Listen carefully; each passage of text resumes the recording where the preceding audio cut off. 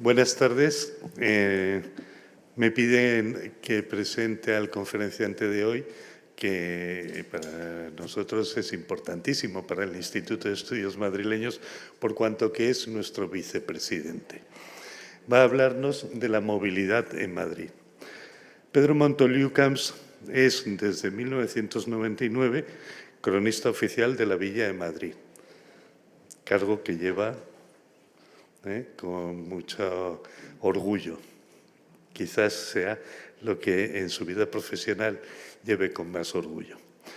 Licenciado en Periodismo en la Universidad Complutense, desarrolló 41 años de carrera profesional, primero como colaborador de publicaciones como Triunfo, Posible, Realidades o Informaciones, para luego ser redactor fundacional y cronista municipal en El País, dirigir la revista La Esfera, llevar el Departamento de Comunicación de la Consejería de Política Territorial de la Comunidad, ser nombrado responsable del Suplemento Local de Madrid y delegado adjunto en Madrid del diario La Vanguardia y fundar y dirigir el periódico digital Madrid Diario, que fue pionero en el medio digital. Hasta ahora lleva publicados 20 libros, 8 de ellos dedicados al siglo XX en Madrid, y ya trabaja en los 2 que le faltan para cubrir el periodo 1898-2004. Ha sido galardonado con los premios Mesoneros Romanos del Ayuntamiento de Madrid, Cámara de Comercio e Industria de Madrid y Franco Rodríguez de la Asociación de la Prensa de Madrid a toda su trayectoria profesional. En el instituto ingresó como miembro numerario en el año 2004 y a partir del año 2021 ocupa la vicepresidencia del mismo, como he dicho antes. Bienvenido, Pedro. Te damos la palabra.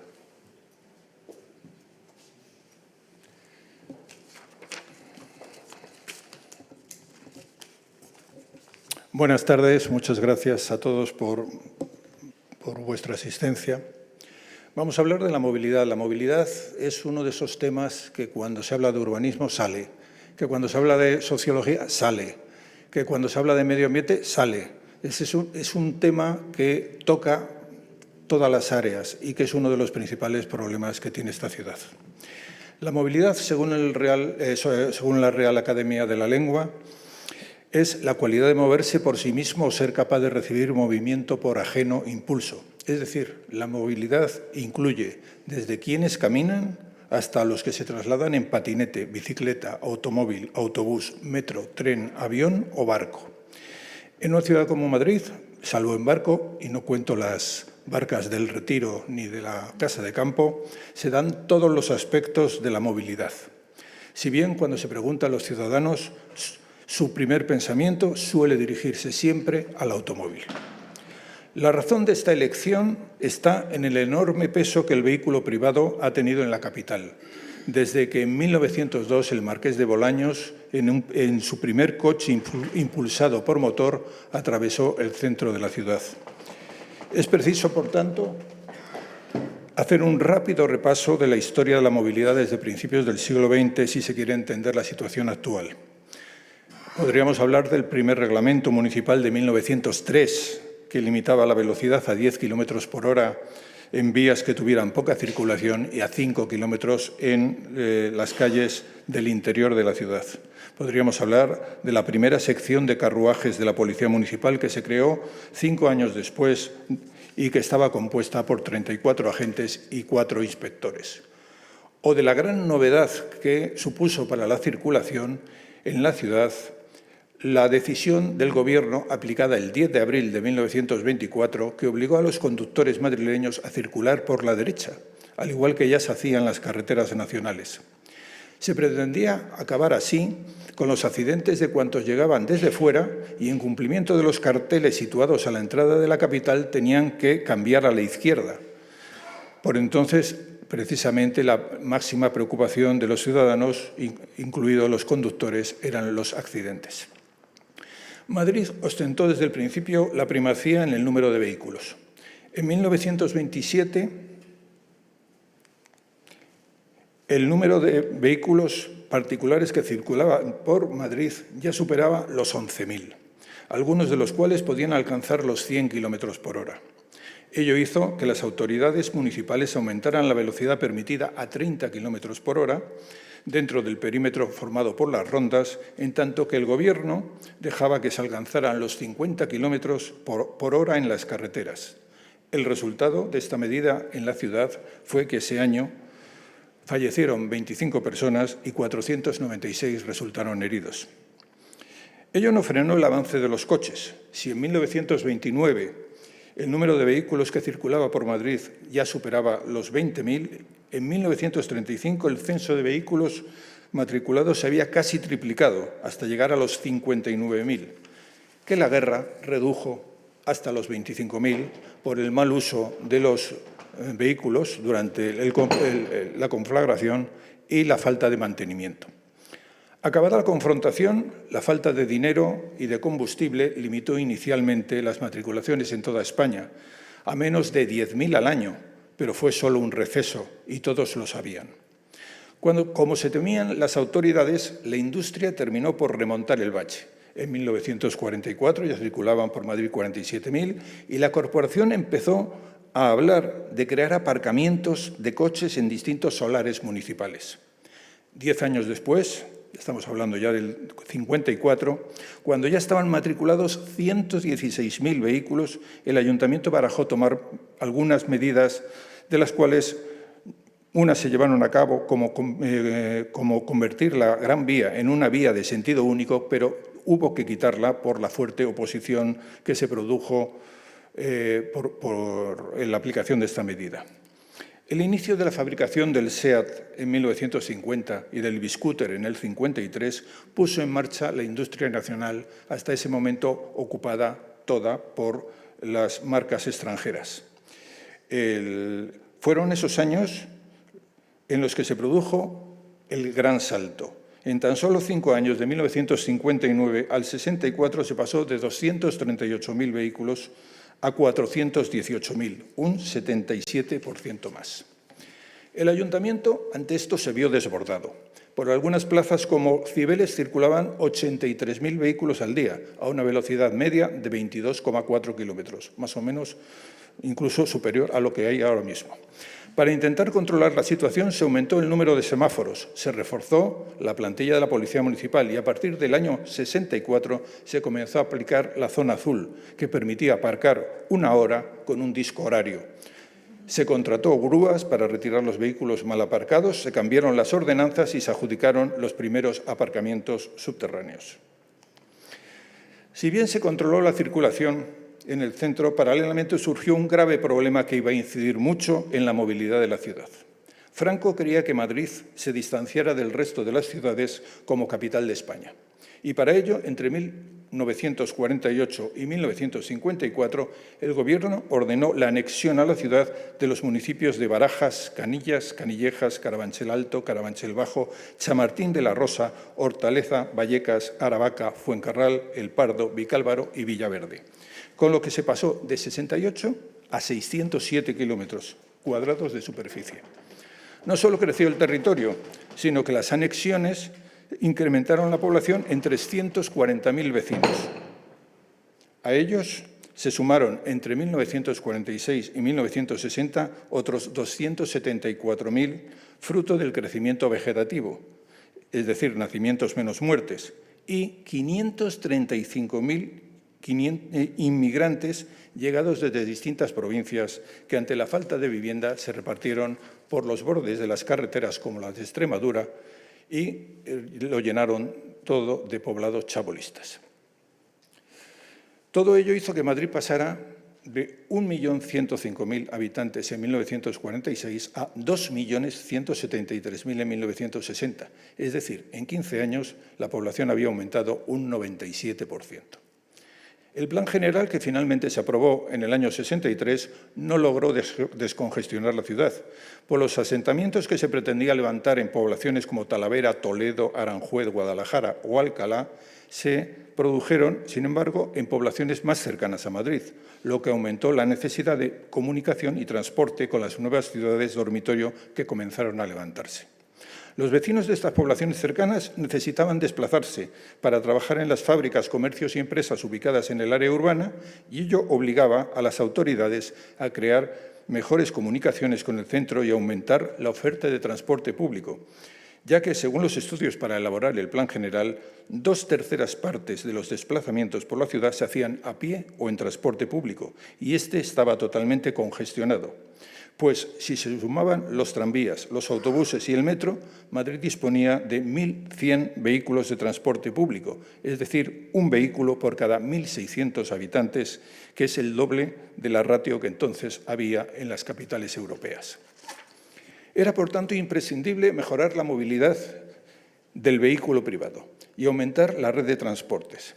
Para atender a la primera, el Ayuntamiento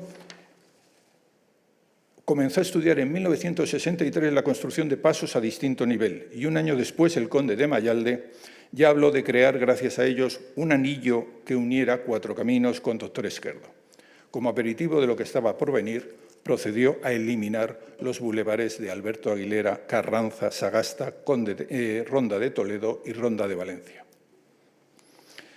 No obstante, estaba a punto de producirse la subordinación total de la ciudad al coche privado. Ello ocurrió en 1965, cuando accedió a la alcaldía Carlos Arias Navarro.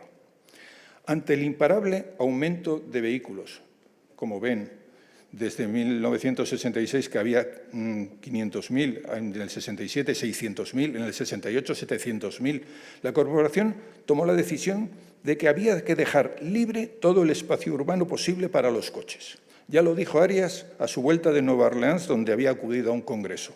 Allí, lo que estorba se quita.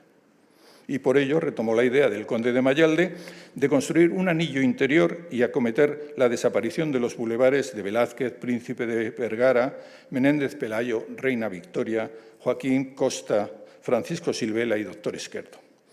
Afortunadamente quedaron los de Ibiza, Sáenz de Baranda y Recoletos, aunque este incluso estuvo a punto de desaparecer. Todo valía para ganar espacio. Las aceras se estrecharon, la verja del Retiro se retranqueó, se eliminó el arbolado y se retiraron las farolas de Cibeles. La única medida en contra de los automovilistas fue incrementar el número de grúas. A partir de ese momento, el automóvil se hizo dueño absoluto de la ciudad, lo que condicionó su urbanismo y su imagen. En 1970 se alcanzaron los 800.000 vehículos y en 1971 los 960.000. Si bien ese mismo año, ante la proximidad de la matrícula 1 millón, se cambió la matriculación y se puso la inicial de la provincia y 4 cifras y una letra. Los estudios sobre aforos indicaban que por el interior de la ciudad ya circulaban 250.000 turismos y que 60 de los 160 kilómetros de calles estaban colapsados. A la desaparición de los bulevares, Carlos Arias sumó la de los pasos a distinta altura. Y así, a partir de 1968, al de Mariano de Cavia, que fue el primero, se unieron los de la Glorieta de Atocha, Manuel Becerra, López de Hoyos, María de Molina, Cuatro Caminos, Puerta de Toledo, Alcalá, Santa María de la Cabeza, República Argentina, Pedro Bosch, Juan Bravo, Alberto Aguilera y Princesa. Incluso se planteó hacer uno subterráneo bajo el Retiro. Afortunadamente no se hizo. La única concesión que se hizo al peatón fue cerrar durante la Navidad de 1969 las calles Carmen y Preciados. El efecto positivo que tuvo la medida hizo que las autoridades se plantearan mantener el cierre de forma permanente, lo que, como ustedes sabrán, originó la protesta de los comerciantes, que lograron frenar la obra nada menos que 3 años. El otro aspecto de la movilidad, el del transporte público, también fue atendido. En 1967, tras 34 años de obras, se inauguró el túnel ferroviario entre Atocha y Chamartín, el famoso túnel de la Risa, lo que supuso un enorme impulso a la red de cercanías. Se hicieron pruebas para crear algunos tramos de carril bus y la red de autobús fue prolongada para dar acceso a las zonas periféricas. Pero estas mejoras, al contrario de lo que hacían en otras ciudades europeas, fueron unidas a la reducción del uso del tranvía y a la desaparición de los trolebuses, con el argumento de que estos vehículos limitaban el movimiento de los automóviles. También la red de metro fue ampliada, al igual que las estaciones, para que cupieran más viajeros, pues las autoridades estaban muy esperanzadas en este medio de transporte por el simple hecho de que no interfería con el tráfico de superficie. Tras esta introducción, llegamos por fin hasta 1973. En ese momento ya había más de 1 millón de vehículos. Estaban desapareciendo los bulevares, se estaba construyendo numerosos pasos a distinto nivel, la velocidad de las calles en Madrid era de 20,6 kilómetros, que se reducía a 13 en las calles de mucho tráfico como la Plaza de Castilla, y había graves problemas para estacionar, ya que solo había 10.000 plazas de aparcamiento subterráneo público, lo que conllevaba la ocupación de las aceras y de las zonas de carga y descarga. Claro que por entonces solo se pagaba el 30% de las multas que se imponían. Todos estos problemas no hicieron desistir a los conductores de abandonar el coche a favor del metro o de los autobuses, no les interesaba. Ese año Metro y MT transportaron 902 millones de viajeros, una buena cantidad, pero eran 55 millones menos que los contabilizados 5 años antes. Entre las razones de que no aumentara la cifra de viajeros de la MT estaba precisamente la congestión de las calles, pues los viajeros de autobús, al igual que los conductores, sufrían los atascos, ya que la ciudad solo disponía de 17 kilómetros de carril bus. Hay que recordar que en 1972 desapareció la última línea de tranvía en servicio, único medio de transporte en superficie que tenía asegurado su trayecto a causa del trazado viario. La congestión en las calles hizo que los responsables municipales centraran su interés en el metro y en las cercanías.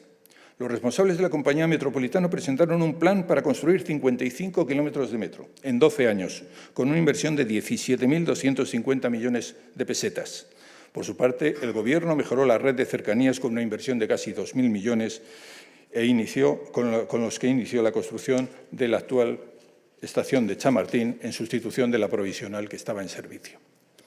La congestión ciudadana tenía además una derivada, la contaminación atmosférica.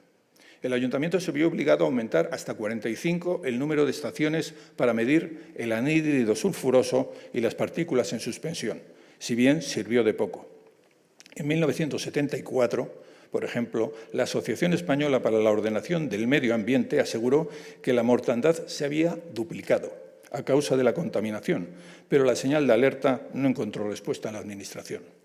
El subdirector general de Estudios de la Contaminación Industrial del Ministerio de Industria se limitó a explicar que si se aplicaban las medidas contempladas en la Ley de Protección del Medio Ambiente Atmosférico, la inversión industrial se reduciría en un 5% y el poder adquisitivo de los consumidores bajaría un 20%, razones por las que apenas se tomaron medidas. Mientras se ponían en marcha las obras para ampliar el metro y las líneas de cercanías, el número de vehículos siguió aumentando. En el año 75, 4 años después de que se aplicara el nuevo sistema de matriculación, se habían incorporado al parque automovilístico nada menos que 425.000 vehículos más. Ello suponía que 1/3 de los hogares madrileños ya contaban con un coche. En noviembre del 74, tras varias demoras a causa de la tramitación de las expropiaciones que dejaron a 22.000 madrileños sin vivienda, se pudieron inaugurar los primeros 13 kilómetros de la M30, entre el puente de Segovia y el arranque de la autopista de Barajas. El Ayuntamiento intentaba buscar soluciones para mejorar la velocidad de los autobuses, y las había. Lo comprobaron cuando se colocó un carril bus en la Gran Vía, y el efecto fue sorprendente. La velocidad de los autobuses en ese eje aumentó un 30%, entre un 30% y un 69% según las horas. También mejoró el servicio cuando se aumentó la flota de autobuses urbanos, se crearon 11 líneas de autobuses nocturnos a los que se llamó búhos y la MT se hizo cargo de las 28 líneas periféricas. Y en plena transición, el Gobierno tuvo que tomar importantes decisiones sobre el metro, en ese momento formado por 7 líneas y 63 kilómetros de longitud. Las inversiones en el metro y en infraestructura las costeaba el Estado, y a pesar de ello, la compañía perdía cada año dinero. El argumento era que tenían a cambio que congelar las tarifas. Los accionistas, evidentemente, no estaban nada satisfechos. Una serie de accidentes y fallos mecánicos ocurridos entre octubre de 1976 y marzo de 1977, en los que resultaron heridos 315 viajeros y obligaron a suspender en 60 ocasiones el servicio, hicieron que el Gobierno decidiera la desprivatización del metro, que se produjo en noviembre de 1979, tras un periodo de intervención temporal. Para entonces el metro había perdido casi 100 millones de viajeros anuales en comparación con los que tenía 7 años antes. También la MT vivía problemas económicos. En 1976 cerró con un déficit de 1.800 millones de pesetas, pérdidas que aumentaron hasta los 2.800 un año después. En el Pleno Municipal se llegó a proponer el fraccionamiento de la empresa y su venta por partes. En 1978, el Ayuntamiento aprobó un concurso para redactar un anteproyecto de construcción de un intercambiador de transportes que se pensaba ubicar en la plaza de Moncloa. Habrían de pasar 17 años para que se inaugurara. Si el descenso en el número de viajeros en el metro se achacaba al mal estado de las infraestructuras y al material móvil, el de la MT se atribuía a los continuos atascos que sufría la ciudad a causa del creciente número de turismos. Entre 1978 y 1983, el parque de vehículos pasó de 1.450.000 a 1.838.000, es decir, creció un 26,7% en tan solo 6 años. Y ello ocurrió a pesar de que en el año 84 Tráfico eliminó los vehículos desaparecidos y que no habían sido dados de baja. Eso significaba que ya no era 1 de cada 3 hogares, sino 1 de cada 3 madrileños censados el que poseía un vehículo. A pesar de que la ciudad había perdido los bulevares, había visto atravesados sus barrios por carreteras como la M30, había sacrificado las márgenes de su río y había convertido sus plazas y paseos en emplazamientos de antiestéticos pasos elevados, los responsables no sabían cómo atender la demanda de más plazas de aparcamiento. La razón era que dentro de la M30 no podían aparcar más de 282.000 coches, la mitad de ellos en la calle. Los estacionamientos públicos solo contaban con 11.200 plazas. Sin embargo, nada de ello impedía que 1 de cada 4 viajes se hiciera en vehículo privado. El Ayuntamiento inició un tímido proceso para cerrar al tráfico algunas calles, como Libreros, Salud, Flor Alta y otras del barrio de los Austrias, como Cruzada, Santiago, San Nicolás, Biombo, Cava Baja, Humilladero, Morería. Asimismo, decidió hacer peatonales algunas calles durante la campaña de Navidad y cerrar los domingos y festivos las calles del Rastro, y además empezaron a celebrarse fiestas como la de la bicicleta que obligaban a cerrar las calles durante el recorrido. Paralelamente comenzó a utilizarse el cepo como medida contra los infractores. Se aumentó la cuantía de las sanciones, se incrementó la retirada de vehículos con grúas, se crearon entre 1976 y 1979 hasta 58 kilómetros de carril bus, que se unieron a los 27 que ya estaban abiertos, y sobre todo se planteó cobrar por aparcar en las calles de zonas congestionadas, si bien de momento la medida no se puso en marcha. Todas estas iniciativas fueron criticadas por los conductores, que comenzaron a ver amenazada su libertad de usar el coche donde y cuando quisieran. Eso no significaba que se hubiera dado un giro en la política municipal llevada hasta ese momento. De hecho, el Ayuntamiento estudió invertir 4.000 millones de pesetas en 9 pasos a distinto nivel y mejorar la conexión con los barrios periféricos, si bien no tuvo tiempo para abordar estas obras. Por su parte, el Gobierno también destinó 4.000 millones a terminar la M30, lo que permitió concluir las obras del tramo Manoteras-María de Molina, levantar un paso elevado sobre la avenida de la Albufera y hundir el tercer cinturón en el Puente del Rey, puesto que tapaba la vista del Palacio Real desde el Manzanares. Se produjo entonces un cambio de ciclo. El 1 de marzo de 1983 entró en vigor el Estatuto de la Comunidad de Madrid, que durante 12 años iba a estar presidida por el socialista Joaquín Leguina. La puesta en marcha autonómica coincidió con el mandato en coalición con el PC del socialista Enrique Tierno, como alcalde de Madrid, desde abril de 1979 hasta su muerte en enero de 1986, y con la alcaldía del también socialista Juan Barranco hasta junio de 1989. En la etapa en la que ambas administraciones estuvieron en manos del PSOE, los nuevos responsables autonómicos y locales centraron su esfuerzo en incrementar el número de viajeros del transporte público en un momento en el que los datos eran muy malos. La MT que había llegado a tener 531 millones en 1980, estaba perdiendo usuarios, de modo que en el año 85 ya contabilizaba 440, es decir, 91 millones menos. Lo grave es que no se podía atribuir la caída de viajeros en la MT al crecimiento de los viajeros en la red de metro. Cierto es que las obras realizadas por el Estado entre la intervención de la compañía y la creación de la Comunidad de Madrid habían permitido extender la red 37 kilómetros, gracias a la prolongación de las líneas 4, 5, 10 y a la apertura parcial de las nuevas líneas 6, 8 y 9. Pero Metro también había descendido en esos 5 años nada menos que 60 millones de viajeros, hasta bajar a los 321. Este descenso de viajeros en Metro y MT contrastaba con la estabilización del número de habitantes. Frente a los fuertes crecimientos habidos en las décadas anteriores que habían hecho pronosticar que la ciudad alcanzaría los 6 millones de habitantes a finales del siglo XX, la población había frenado su crecimiento en 1975, año a partir del cual se ha mantenido entre 2,9 y 3,3 millones de vecinos censados.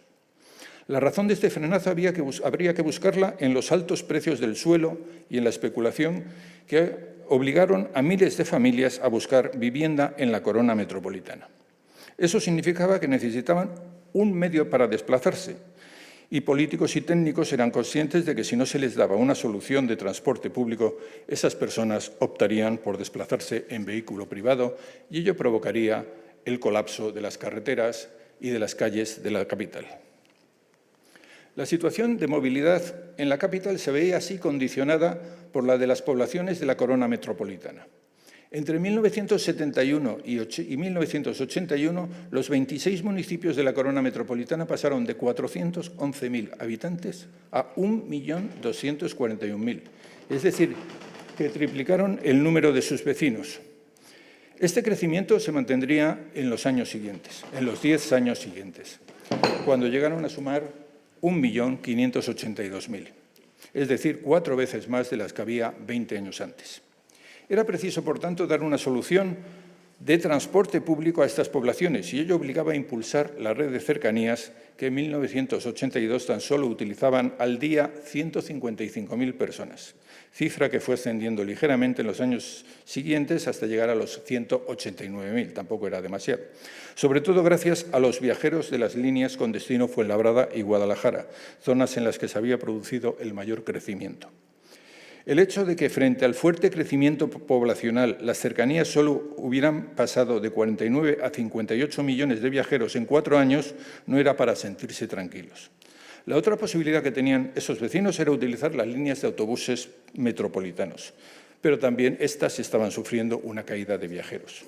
De los 447 millones que utilizaron estos autobuses interurbanos en 1978, se pasó a 321 millones, es decir, en 7 años perdieron 126 millones de viajeros, un 29%.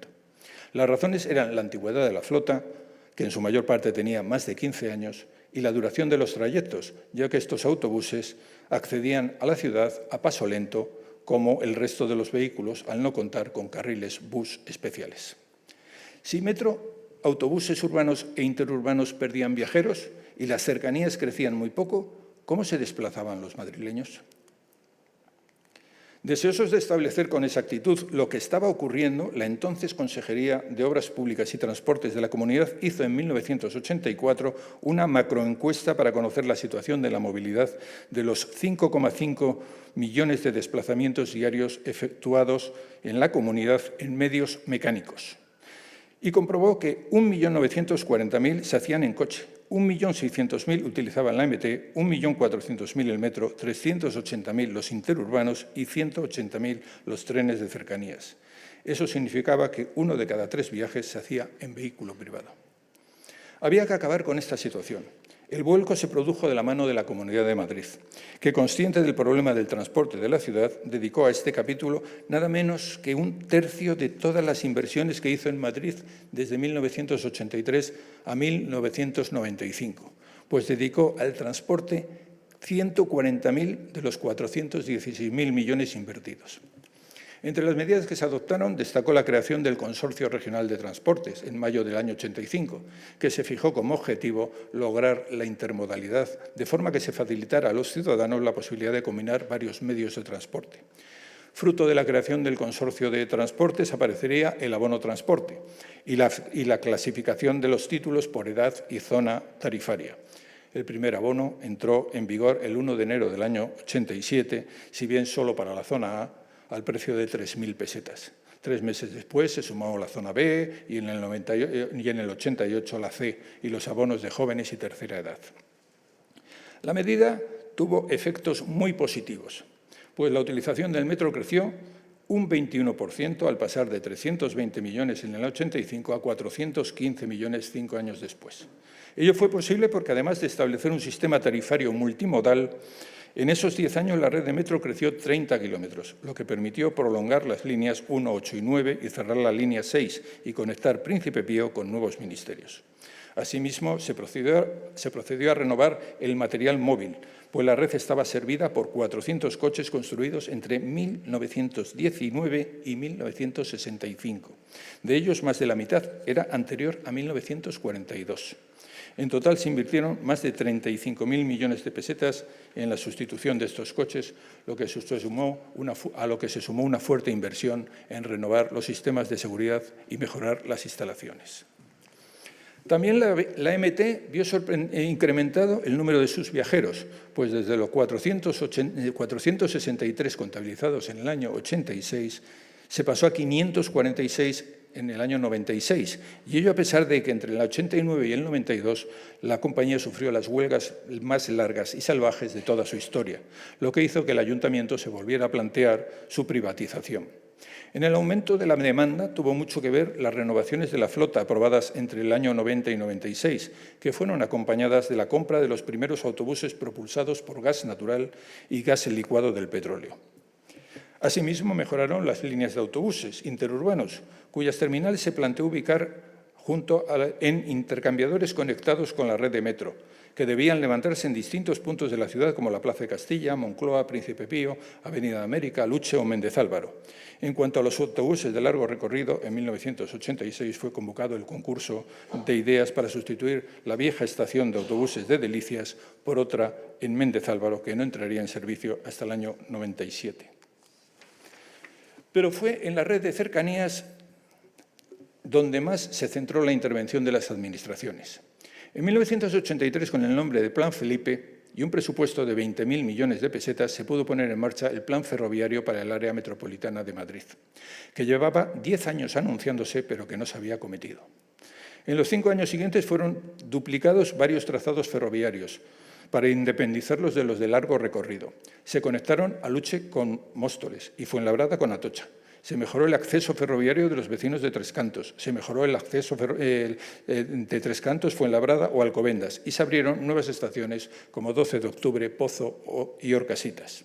Entre el año 85 y el año 88, con un presupuesto exclusivo de 6.350 millones, se realizaron las obras de ampliación de la nueva estación de cercanías de Atocha. Pronto se vio que se iba por el buen camino. En 1987 ya utilizaban los trenes de cercanías 250.000 personas en días laborables, 95.000 más que las registradas 5 años antes. No obstante, en 1989, Leguina y Barranco, conscientes de que la descongestión de Madrid ciudad pasaba por aumentar la oferta de cercanías, solicitaron a Felipe González que se incrementaran las inversiones, pues a su juicio había que aumentar un 50% el número de trenes en servicio. La petición fue atendida por el Gobierno, que aprobó una inversión complementaria de 75.000 millones de pesetas. Ello permitió, entre otras mejoras, sustituir el 73% de los trenes por otros más cómodos y climatizados, entre ellos los de 2 pisos, que comenzaron a utilizarse en 1990. Se pudo conectar las cercanías con algunas estaciones de metro, dotar a algunas estaciones de aparcamientos disuasorios y acometer la construcción del túnel de Embajadores, que fue abierto en el año 91. Como resultado de ello, los 58,8 millones de viajeros de cercanías que había en 1985 se transformaron en 150 millones en 1994. Las mejoras introducidas en las redes de metro y cercanías no impidieron que se siguiera apostando por mejorar la movilidad en el vehículo privado. En 1986 se firmó un convenio entre la Comunidad de Madrid y el Ministerio de Obras Públicas, al que se sumó 2 años después el Ayuntamiento, que permitió terminar la M30 en 1992 tras solucionar el problema del cierre por la Avenida de la Ilustración. También se construyó la variante de la carretera de Andalucía, se ampliaron las carreteras radiales, se mejoró los accesos al aeropuerto de Barajas y Mercamadrid, se acometió la vía borde de Hortaleza y se creó el busvao en la carretera de La Coruña. Además, gracias a los fondos europeos del Plan de Transportes, en las grandes ciudades se iniciaron las obras de la M40 y comenzó a prepararse el proyecto de la M50. Los responsables municipales y autonómicos sabían que con estas mejoras estaban facilitando la llegada de más vehículos a la ciudad y que ello complicaría aún más el tráfico en el interior del casco urbano, donde los vehículos ya circulaban a 17 km por hora, velocidad que bajaba hasta los 14 en las calles del centro. Por ello, el Ayuntamiento de Tierno decidió acometer un cambio de modelo de la ciudad gracias a la aprobación del Plan General de Ordenación Urbana de 1985. Este plan fue muy criticado por el Partido Popular, por considerar que, entre otros aspectos, impedía el crecimiento de la capital y apostaba por el transporte público, limitando el uso del transporte privado. El equipo socialista recuperó la glorieta de Atocha mediante el desmontaje del Escalestri, remodeló la Puerta del Sol, lo que supuso una reducción del paso de vehículos, y aprobó una inversión de 20.000 millones de pesetas para sustituir los autobuses de la MT en servicio.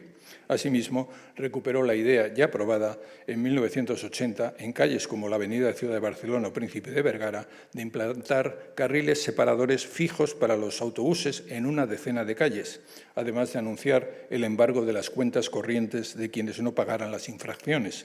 Medidas todas estas que le costaron al entonces concejal de Circulación, Valentín Medel, una durísima campaña de prensa por parte de algunos periódicos ante lo que anunció que si en 6 meses no resolvía el problema del tráfico, dimitiría, como así hizo en 1988. La sustitución de Juan Barranco en 1989 por el cabeza de lista del CDS, Agustín Rodríguez Sagún, como consecuencia de la moción de censura que presentaron conjuntamente el PP y CDS, y el posterior triunfo en 1991 de José María Álvarez del Manzano al frente de la lista popular, supusieron un giro importante en la política llevada hasta ese momento.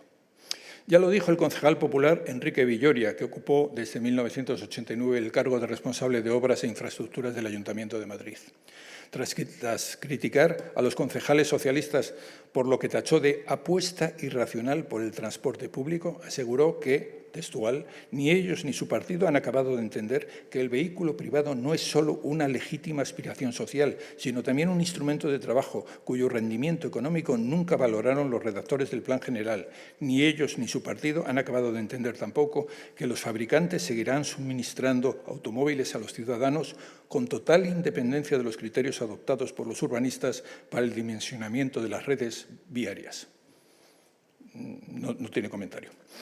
Este criterio se iba a poner en práctica durante los 8 años siguientes. El Ayuntamiento, de coalición CDS-PP y luego el equipo de gobierno del PP en solitario, se volcaron en la creación de pasos a distinto nivel.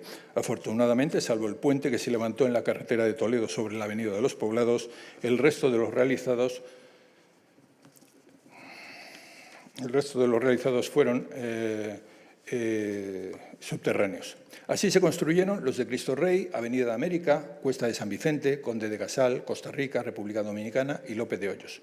Además, en el año 97 se aprobó el nuevo Plan General, que ampliaba la superficie urbanizable con los ensanches de Vallecas y Carabanchel, prolongaba el Paseo de la Castellana y daba luz verde a la Operación Campamento y a los PAUs de Montecarmelo, San Chinarro y Las Tablas. Ello exigía planear las conexiones y el transporte público que iban a necesitar los futuros vecinos. Sobre el transporte público, las escasas mejoras promovidas por el Ayuntamiento en esos 8 años fueron consecuencia de operaciones urbanísticas. El Banco Central Hispano tuvo que hacerse cargo de la construcción del intercambiador de la Plaza de Castilla como avalista de la empresa Urbanor, que se había comprometido a realizar esta obra a cambio de las licencias de las Torres Quío. El ferrocarril se vio beneficiado por la construcción del Pasillo Verde ferroviario, cuyo proyecto fue realizado bajo mandato de Juan Barranco, si bien fue desarrollado por los gobiernos del CDS y del PP. Entre 1990 y 1996, con una inversión de 40.000 millones de pesetas que se recuperaron en su mayor parte con la venta de suelo, se acometió la construcción de este eje del Pasillo Verde, que no solo suturó una parte de la ciudad, sino que, gracias al acuerdo alcanzado con Renfe, permitió el desmantelamiento de las estaciones de mercancías de Imperial y Peñuelas, y la conversión del trazado entre Príncipe Pío, Delicias y Atocha con una línea de cercanía subterránea. Un nuevo cambio se produjo en el año 95, cuando Alberto Ruiz Gallardón, al frente del PP regional, ganó por mayoría absoluta las elecciones a la Comunidad de Madrid. A lo largo de 8 años, la Administración regional, ya de acuerdo con el Ayuntamiento de su mismo partido, acometió la construcción de un nuevo paso elevado en el Puente de los Franceses y consiguió que se cerrara la M40 y planteó la construcción de la M45. Pero fue en el metro donde se centró la actuación del Gobierno regional de Ruiz Gallardón. Junto a medidas como la adoptada el 1 de enero de 1998, cuando el Consorcio de Transporte sustituyó el bonobús por el Metrobús, lo que permitió unificar la tarifa de metro y autobús, se invirtieron miles de millones en la red subterránea. Se reforzó la seguridad, se adquirieron nuevos vagones, ya con aire acondicionado, se mejoraron las conexiones entre líneas de metro y de estas con las ferroviarias. Se completó la línea 6, lo que permitió acabar con los transbordos obligatorios en las estaciones centrales, especialmente la de Sol. Se llevó el metro a Rivas, hacia Madrid, Arganda o Pitis, y con fondos de cohesión de la Unión Europea se planteó llevar también el metro a Barajas desde nuevos ministerios, pasando por el Campo de las Naciones, de forma que se diera servicio también a los recintos feriales. A estas obras Gallardón sumó en abril del año 2003 los 40 kilómetros de la línea 12, conocida popularmente como Metrosur, con la que se daba servicio a 5 grandes municipios como Alcorcón, Móstoles, Fuenlabrada, Getafe y Leganés. Realizada en 3 años, en ella intervinieron 5 tuneladoras que supusieron una inversión de 1.640 millones de euros, cantidad con la que se abrió el trazado y se construyeron 28 estaciones, 6 de ellas conectadas con las líneas de Renfe. Cuando Gallardón abandonó la presidencia de la Comunidad para presentarse como candidato a la Alcaldía de Madrid, la longitud de la red en esos 8 años y medio se había duplicado, pues había pasado nada menos que de 122 a 235 kilómetros. En el año 2003 le sustituyó al frente de la Comunidad Esperanza Aguirre, quien, consciente del rédito electoral que tenían las ampliaciones de metro, anunció inmediatamente un nuevo plan de ampliación para el cuatrienio 2003-2007, con el fin de aumentar la red otros 53 kilómetros de metro y 28 de metro ligero. En total se invirtieron 4.600 millones de euros. La idea era dar servicio a los nuevos asentamientos contemplados en el Plan General de 1997, como Las Tablas, San Chinarro o el ensanche de Vallecas, y a zonas populosas como Villaverde, que aún carecían de metro. Con un presupuesto de 1.000 millones se renovaron e incrementaron los vagones de metro en servicio para que no hubiera más de 3,5 usuarios por metro cuadrado.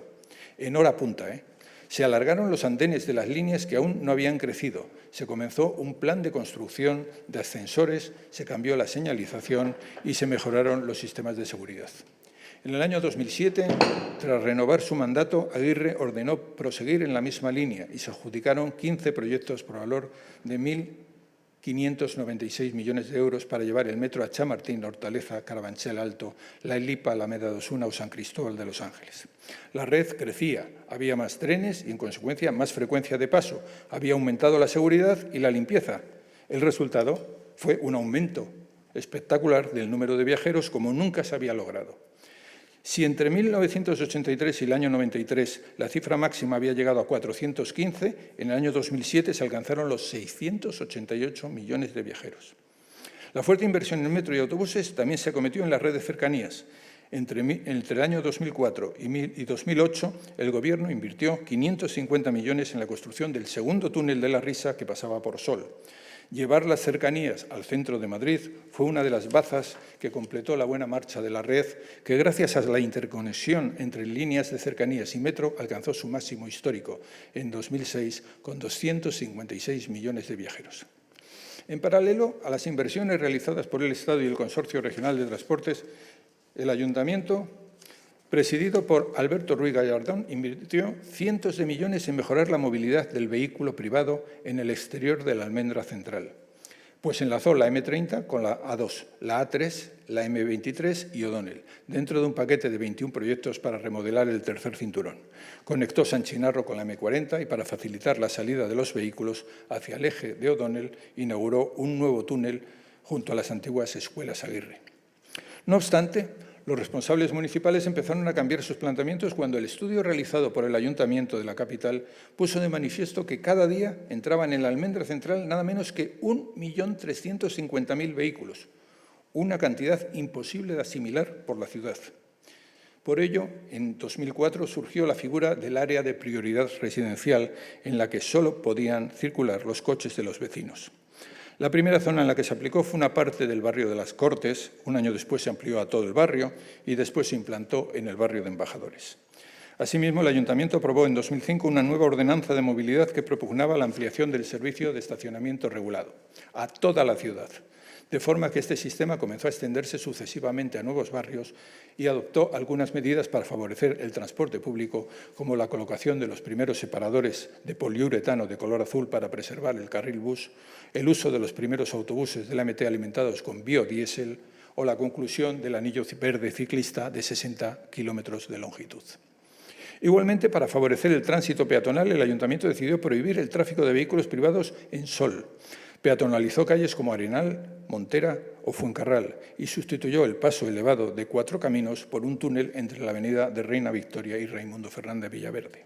Pero, sobre todo, el proyecto estrella fue el soterramiento de 19 kilómetros de la M30 para sustituirlos por una zona verde peatonal, Madrid-Río, que devolviera el río Manzanares a los madrileños. El problema fue que la obra se hizo con unos sobrecostes excesivos. Empeñado en completarla en sus 4 años de mandato y tras convencer al Ministerio de Fomento, entonces presidido por Francisco Álvarez Cascos, para que se calificara como vía urbana una carretera por la que pasaban decenas de miles de vehículos, se acometieron deprisa y corriendo unas obras que fueron valoradas inicialmente en 1.700 millones de euros. Se trataba de actuar en 4 tramos con un total de 43 kilómetros de túneles, a los que se quiso dotar de 3 carriles en vez de los 2 previstos inicialmente. En abril del año 2004 comenzaron las obras y, efectivamente, en mayo del año 2007 se concluyeron. El coste hoy en día sigue en discusión, si bien se calcula que los 1.700 millones, aquellos iniciales, se han elevado a 6.000, si no se incluye el mantenimiento y los intereses, y que si se incluyen estos alcanzarían la cifra de 9.400 millones. Pero fue a partir del año 2008, cuando las fuertes inversiones realizadas en el transporte público dejaron de aportar nuevos viajeros. La crisis del año 2008 es un antes y un después.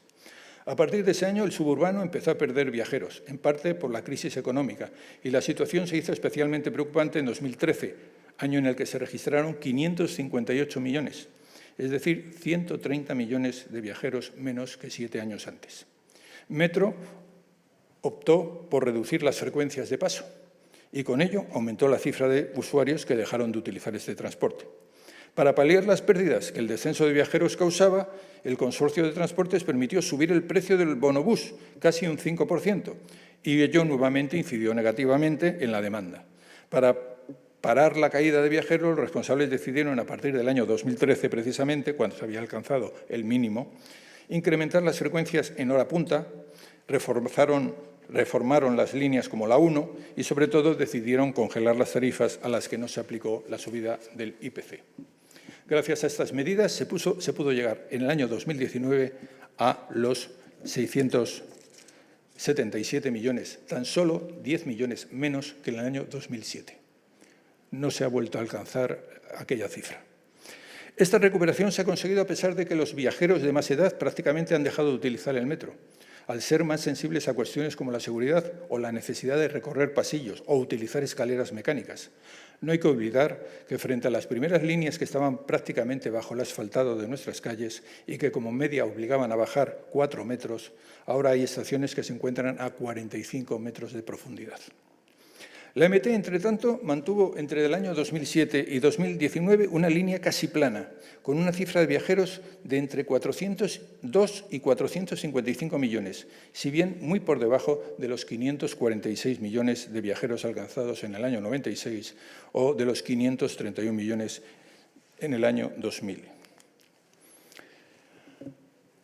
Por su parte, las compañías de autobuses interurbanos tuvieron que realizar importantes inversiones en la renovación de sus flotas, lo que, unido a la modernización de los intercambiadores, permitió remontar para ellos, en el año 2019, hasta los 255 millones de viajeros, aunque todavía sin alcanzar los 276 que habían registrado en el año 2004. El único transporte público que consiguió mejores datos en ese periodo 2007-2019 fue el de cercanías, que alcanzó en 2018 su máximo histórico con 256 millones de viajeros. Mientras tanto, las únicas novedades en el interior de la ciudad fueron la consideración como área de prioridad residencial de una parte del barrio de Ópera, adoptada en 2014 por el consistorio presidido por Ana Botella, y la decisión de su sucesora, Manuela Carmena, de ampliar esta protección a todo el barrio y anunciar la construcción de 12 aparcamientos disuasorios junto a las estaciones de cercanías o de metro, con capacidad para 14.000 conductores. Aunque debían ejecutarse en 3 años, solo 6 están hoy abiertas, con 5.500 plazas y un índice de utilización que oscila mucho según el día de la semana. Sin embargo, estas medidas no han sido suficientes para hacer frente a uno de los graves problemas que tiene la ciudad a causa del tráfico, la contaminación. Desde 2010, Madrid venía superando los límites de dióxido de nitrógeno, razón por la que en 2018 la Unión Europea, ante el incumplimiento de la norma comunitaria sobre calidad del aire, amenazó con aplicar fuertes sanciones. El Gobierno municipal, en ese momento regido por Manuela Carmena, decidió, bajo el nombre de Madrid Central, declarar zona de bajas emisiones de especial protección todo el espacio interior a las rondas en las que solo podían circular residentes y transporte público, dejando a los no residentes acceder siempre que tuvieran una etiqueta medioambiental o se dirigieran a un aparcamiento de uso público.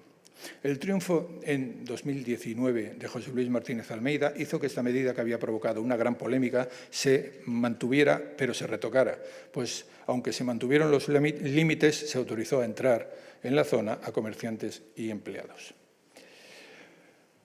Y en esto llegó la pandemia, que en el año 2020 dio un vuelco total a la situación a raíz del confinamiento y el auge del teletrabajo. La demanda de metro cayó hasta niveles de 1987. Los viajeros de cercanías descendieron hasta los 137 millones, cifra muy similar a la que tenía en los años 90. También en los autobuses la caída fue muy acusada. Los metropolitanos bajaron hasta los 144 millones y la MT cayó por debajo de los 242 millones, cifras que no se recordaban en los últimos 50 años. Si bien en los 2 últimos años se han ido recuperando los niveles prepandemia, todavía no se han alcanzado. En 2022, la MT registró 373 millones de viajeros, cifra muy alejada de sus datos históricos. Metro contabilizó 572 millones, un dato muy similar al que tuvo en 2015. Cercanías alcanzó los 205 millones, es decir, 51 millones menos que en el año 2018. Y lo mismo pasó con los autobuses interurbanos. Y ello a pesar de las ayudas dadas por el Gobierno y la comunidad para rebajar el precio de los abonos con el fin de paliar los efectos de la guerra de Ucrania. El vaivén sufrido por el transporte público ha coincidido con varias actuaciones municipales que han incidido en el tráfico. Se declaró la zona de Plaza Elíptica como zona de bajas emisiones de especial protección, lo que redujo los datos de una de las estaciones de control atmosférico en la que más se superaban los límites de contaminación. Se completó la reforma de la Plaza de España tras 2 años de obras. Se acometió una nueva reforma de la Puerta del Sol, en la que se ha suprimido definitivamente el tráfico, y se han eliminado los pasos elevados de Lope de Hoyos y Pedro Bosch. A comienzos de 2023, un año después de que el Tribunal de Justicia de la Unión Europea condenara a España por la contaminación en Madrid y Barcelona, el consistorio madrileño presumió de que por primera vez en la historia se habían cumplido los requisitos de la Unión Europea, afirmación que Ecologistas en Acción, por ejemplo, atribuyó a la buena climatología. Pero de nuevo hay que hacerse la pregunta: si después de las multimillonarias inversiones realizadas en metro, cercanías y MT a lo largo de todos estos años, el número de viajeros sigue por debajo del alcanzado en años pasados, ¿cómo se están moviendo los madrileños? La respuesta sigue siendo la misma que se repite desde hace muchos años: el coche. En la encuesta de movilidad de la Comunidad de Madrid correspondiente al año 2018 se indicaba que cada madrileño realizaba 2,4 viajes al día. Recorría de media diaria 17,1 kilómetros y dedicaba 69 minutos a desplazarse. Cuando se les preguntaba cómo hacían estos viajes, la respuesta era muy diferente según donde se viviera. Dentro de la Almendra Central, lo vemos aquí, el 40% de los ciudadanos hacía sus desplazamientos a pie, el 35% en transporte público y solo el 20% utilizaba el vehículo privado. Sin embargo, a medida que uno se va alejando del centro, el uso del vehículo privado va aumentando. Pues según esa encuesta, usaban el coche un 32% en la periferia, un 48% en la corona metropolitana y un 56% en la corona regional. Y ello a costa de una disminución del transporte público. Una comparativa con otros estudios de movilidad realizados anteriormente ponen de manifiesto que el uso del vehículo privado en la comunidad va en constante ascenso. Pues si en 1996 era del 28%, en el año 2004 subió al 34% y ahora es del 39%. Por contra, el porcentaje del transporte público, que en 1996 y 2004 era del 32%, ahora ha bajado al 24%. Es preciso, por tanto, analizar cuál es la situación actual del vehículo privado. Los datos... ¿Qué ha pasado? Los datos son preocupantes. En 2008 había en la Comunidad de Madrid 4,4 millones de vehículos, de los que 2,4 millones circulaban a diario por la capital. El 77% ocupados solo por el conductor. Hoy la situación es peor, pues la DGT tiene ya computados 5,3 millones de vehículos, casi 1 millón más que hace 14 años. Además, hay que señalar que de los 2,5 millones matriculados fuera del municipio de Madrid, el 53% se concentra en tan solo 18 poblaciones madrileñas que rodean la capital y que de los 5,3 millones de vehículos de toda la comunidad, más de 4 millones son turismos.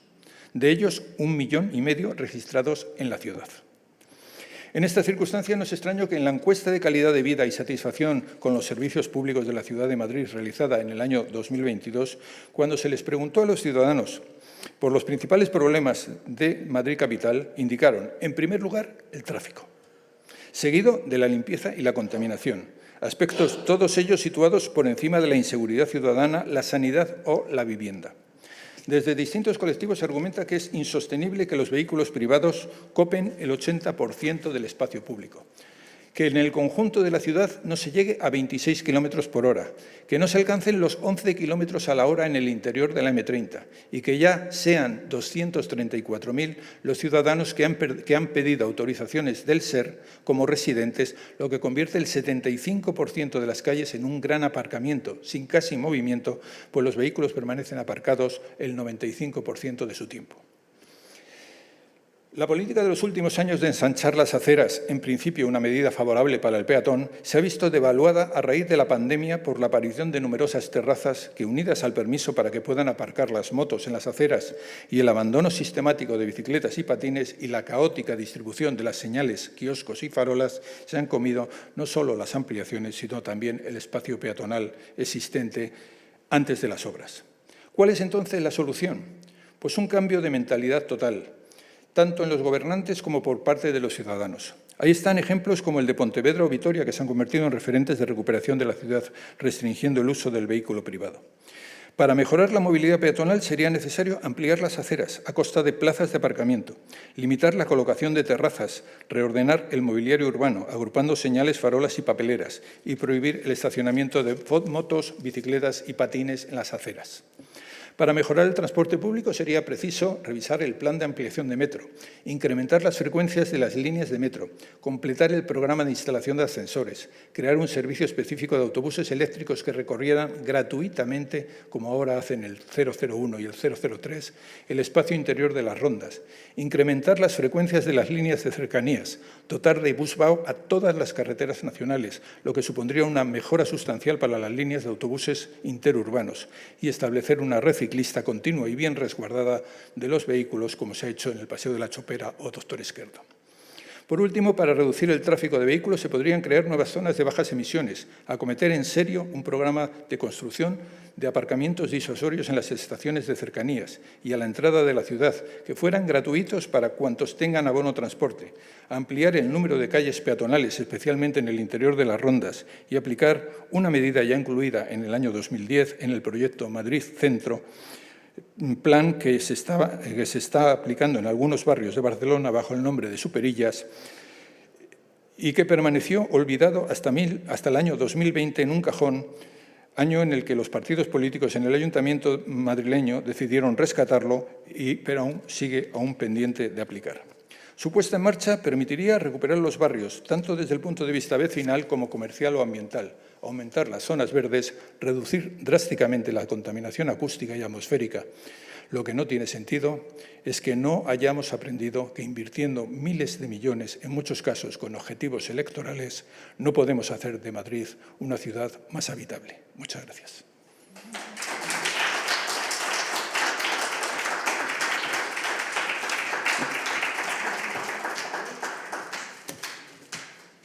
Si tienen preguntas. ¿Alguna pregunta?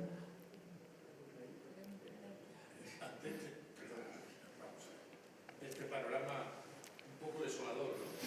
Sí, me ha salido muy pesimista, pero... Hay la sensación de que esa frase de Dante, de olvidar toda esperanza, nuestro carácter optimista, yo estoy plenamente seguro que el Ayuntamiento de Madrid va a encontrar muchas soluciones para poder encontrar una ciudad más habitable y más agradable. No sé si ese proyecto de... A ver, si aquí el micrófono... Yo he oído por ahí, ¿esto funciona? Sí. Que existe un proyecto de la ciudad de los 15 minutos, ¿no? Sí. Que no sé exactamente en qué consiste, pero que da la sensación de que en 15 minutos puedes hacer de todo. Sí, no sé si eso es viable o no es viable. Pero bueno, es al proyecto que me refería yo, que fue aprobado en el año 2010 y permaneció en un cajón hasta el año 2020, que lo recuperaron, pero no lo han puesto en marcha. Y que va en la línea de convertir, a lo mejor, grandes manzanas que a lo mejor engloban a 12 o 16 manzanas de la ciudad, de forma que los vehículos solo pueden ir alrededor, no pueden entrar. Solo pueden entrar los residentes y además a una velocidad de 10 por hora y que van a su lugar a su garaje, pero eso permitiría casi peatonalizar unas extensas zonas de la ciudad. El problema es que, bueno, es un planteamiento que tendría que recoger el plan general, precisamente porque en Barcelona, que ya se está aplicando, ha sido paralizado por un juez porque los comerciantes, después de haber hecho toda la obra y de haber visto el efecto, que es fantástico, ha decidido que no cumple el reglamento por no haber sido aprobado por un plan general. Eso me recuerda las protestas que hubo con los comerciantes de Gran Vía cuando se intentaba que hubiese un carril bus para poder circular más rápido. En todo caso, ese proyecto necesita de una inversión adicional, necesita de una voluntad política. Necesita de una voluntad política más que de dinero. Necesita de una voluntad política más que de dinero, porque el cerrar calles, es decir, tú pones unas señales y dices que por ahí no pasan y ya está, y luego aplicarlo, lógicamente, que la Policía Municipal lo haga cumplir. Pero, evidentemente, es decir, la situación, no porque yo me lo haya inventado, sino que es fruto del estudio de los datos, lo que indican es no vale de nada seguir invirtiendo miles de millones en crecer y crecer y crecer el transporte público, si no va acompañado de una mejora sustancial. Si ahora ponemos una línea 11 y con toda la polémica que tiene la construcción de la línea 11, y no se dota de personal ni de material, y lo que se hace es que el que tiene ahora lo reparte por más kilómetros, lo que conseguiremos es que las frecuencias de paso, en vez de ser de 4, 5, 6 y a veces de 11 minutos, sean de 12, de 13. Con lo cual, lo que hará el público será irse del metro y abandonar y buscarse la vida. Y al final la vida parece que los anunciantes de coches tienen mucho poder y al final te llevan a comprar un coche. Bueno, pues muchas gracias por la conferencia y la exposición, que yo creo que nos ha ilustrado enormemente y que, como siempre, contribuye a que conozcamos la realidad. Ahora lo que se trata es de ver si se puede transformar. Eso es lo difícil. ¿Alguna pregunta más? ¿No?